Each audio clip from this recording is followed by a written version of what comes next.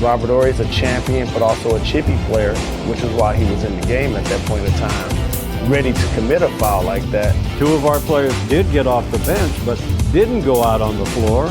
They were looking down the right way around. That hit became one of the biggest what-ifs in NBA history. But to understand why it mattered so much, you have to go back 3 years, before the suspensions, before the heartbreak, and before Phoenix built an offense the league wasn't ready for. Mike's amazing. Yeah. You know, Mike just had a great feel for the game, like, especially offensively. I mean, Mike knows defense. He knows basketball. He draws up great plays after timeouts. You know, he knows the game inside and out. But what I loved about Mike is that he was willing to go away from what everyone else was doing. Oh, for sure.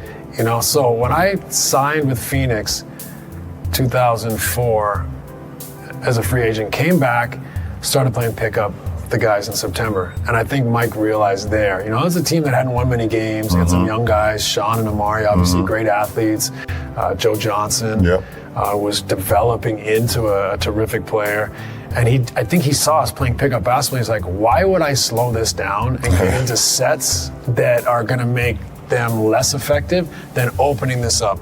Let's put Amar'e at the 5. Let's put Sean at the 4. Let's switch a lot more.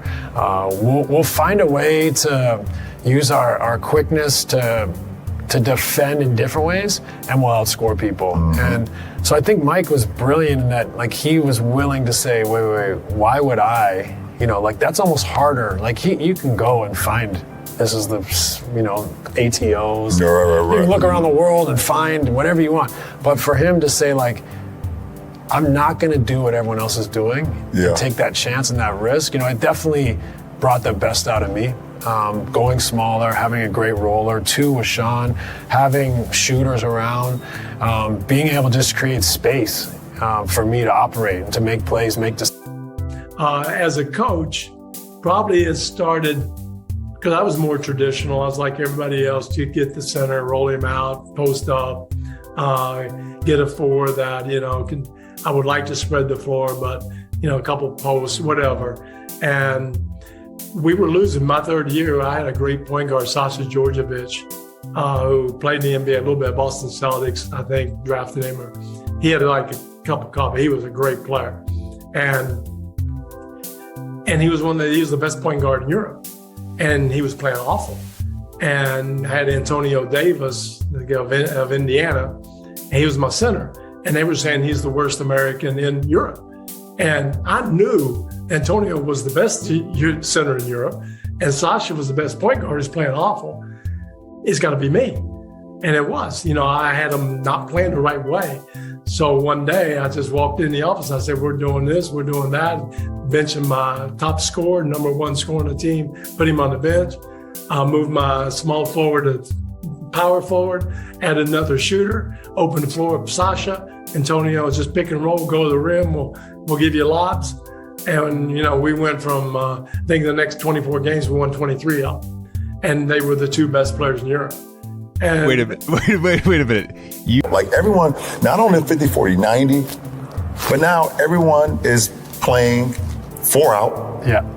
1 in. You got a guard or 5 out. Or 5 out. You know, and trying to figure out how to create space. Like, you know, you said in 2004 or 2005, like when you went to Phoenix, you know, we remember fucking San Antonio, 2 bigs. Detroit, 2 bigs. Miami played with 2 bigs. You know, like Sacramento. Nash and D'Antoni had found the formula. Phoenix went from 29 wins to 62 in 1 season. Nash won MVP, and Amar'e became the perfect weapon for a system built on speed, spacing, and constant pressure. Suddenly, the rest of the NBA had to catch up. You know, Magic and Bird and, you know, Shaquille O'Neal and Kobe and Michael and Steph Curry and all, you know.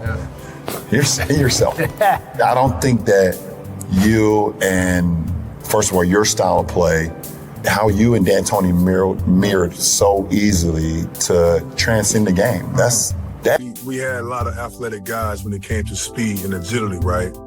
Stoudemire, to me, is one of the fastest guys I ever played with. You know, Barbosa, we call him Brazilian Blur. Myself, when I moved to the 5, the 5s couldn't keep up with the speed. And then you got the South African Canadian soccer player at the point guard, you know what I'm saying, who's just passing the ball up the court, and he's always in top shape. So therefore, every single summer, we making sure that we come back in training camp in top shape before camp start. The Ridge is giving away a Lamborghini Huracan Serato. And the craziest part about all of it, you don't have to buy anything. There is no purchase required. So if you're not a Lamborghini fan, don't worry.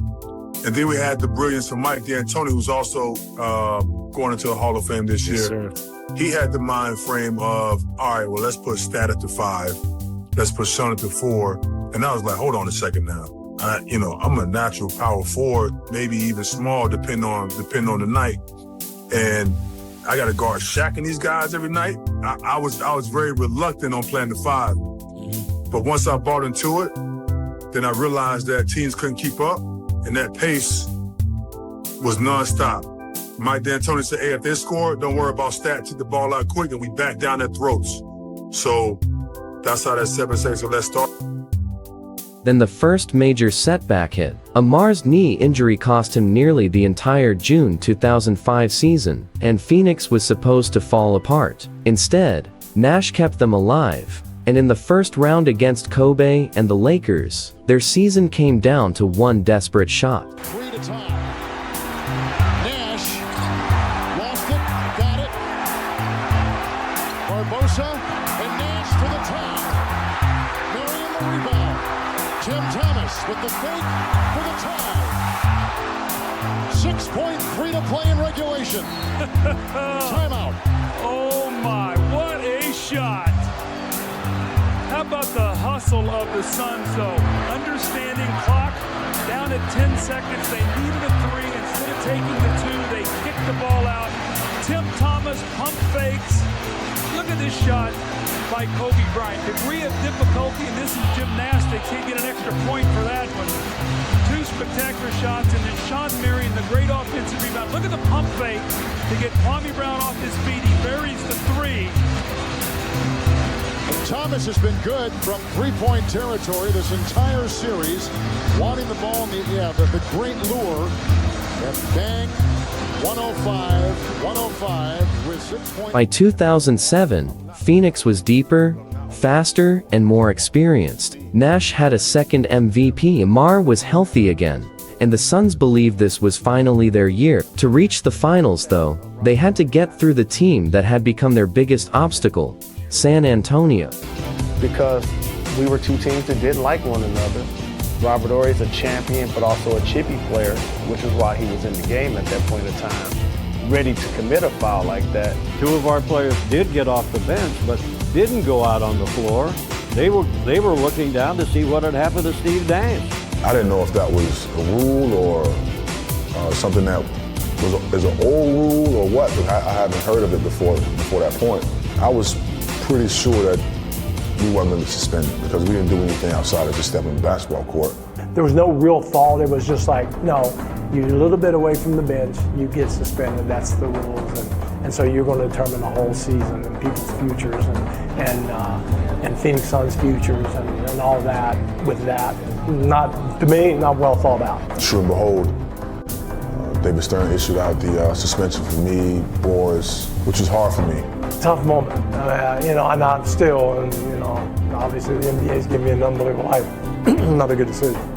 Boris Diaw did not go on the floor, and he did not cause anything to happen. Now, Amar'e was a little bit more aggressive, but didn't cause anything to escalate. We do have the most powerful microscopes and telescopes in the world in Arizona. You could use those instruments and not find a shred of fairness or common sense in that decision. So that's kind of how I feel. And here is Nash being chased, and they had him all look out as Horry sent Nash flying and Bill. Game 5 between the Suns and Spurs from the U.S. Airways Center. Steve Nash, Tim Horry's hit lasted only a few seconds. The fallout changed the series. Amar'e Stoudemire and Boris Diaw were suspended for leaving the bench, forcing Phoenix into a pivotal Game 5 without 2 key players. One moment had turned their best title chance into a fight just to survive. Tim Duncan, part of a 20-2 Suns run. They led by 11 after 1. Marion for 3. It's good. I told you he was hot in the first. 38-24 Suns. We go to the second half. 11-point lead for the Suns at the break. That's when Tim Duncan went to work. That caps a 9-2 Spurs run. They're within 4. And then Nash carving up the D, scooping to the hoop, and it's good. Steve Nash. After another playoff disappointment, Phoenix made a decision that changed everything. They traded Shawn Marion for Shaquille O'Neal, betting that size and half-court power could solve the problems their speed never had. It was a bold move, but it also pulled them away from what made them special. Saying hello to each other before they welcome back to the West, big fella.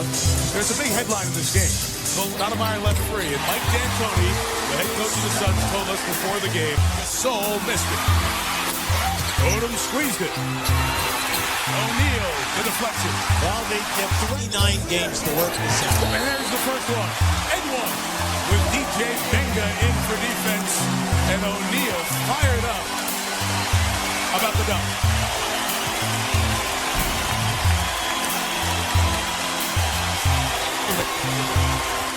The gamble didn't deliver a championship. San Antonio eliminated Phoenix again, D'Antoni left after the season, and the 7 seconds or less era was effectively over. But Nash and Amar'e weren't finished. 2 years later, they put together one final run. Titles in LA and Dwayne Wade in Miami just a couple of seasons ago, and now it is Shaq and Steve Nash. And what did Shaq tell us today, this morning, Hubie? That on Bryant, both teams are over the foul limit. Odom will throw in.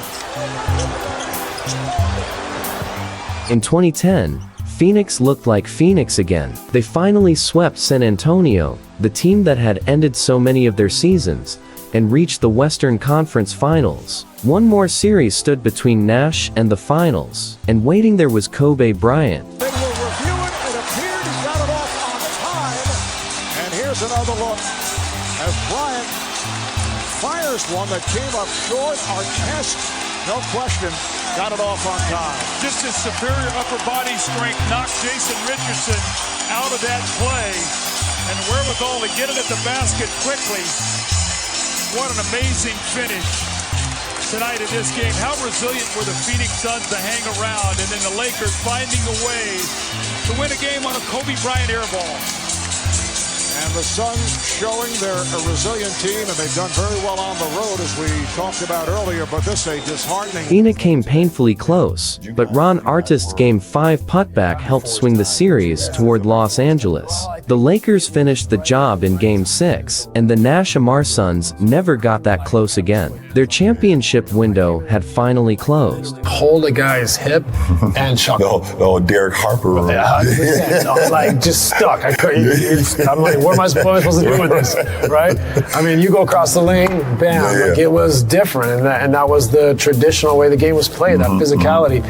You know, the league, I think, wisely wanted to make it a more free-flowing, open, highlight the athletic. But the story didn't end with the trophy. The pace, spacing, small lineups, and freedom Phoenix used were eventually embraced across the league. The Suns never won the championship they chased, but the ideas everyone questioned became part of the blueprint for modern NBA offense. Unbelievable feet and hands and athleticism. So how can we cope defensively not being a rim protection team by, one, being different, switching more, you know, trying to find ways to junk up the game in that respect.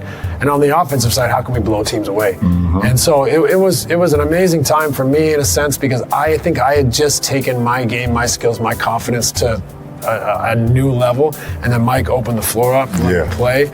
But again, like, it was a precursor because we hadn't fully committed as a league, right? We hadn't committed totally to 3-ball. You know, we hadn't committed totally to the analytics at all. You know, for sure. I mean, they talked about you guys. Like, why 7 seconds or less? Like, why you guys got to get up the floor so fast? Like, let things develop. Sure. Or why you guys are playing 4 out, 1 in? Like, it's not the league what it is today or at that time. And so, you know, it was kind of like, you know, they didn't. It's always that it gets to that point when has not been done before. You know, and but it was always respected because of and feared. That was one of the things, like, you knew you had to get a good night's rest before playing y'all. Because if you ain't ready to run, you're going to get your ass ran out of the gym. You know, it's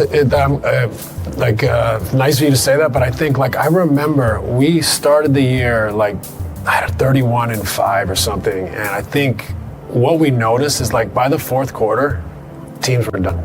A lot of times teams were done. The relentless pace after makes getting it out, and I'm just going and happy to throw ahead or happy just to take it, or if it's semi-transition or, you know, secondary break, we're straight into our drag action. We're spreading the floor, we're getting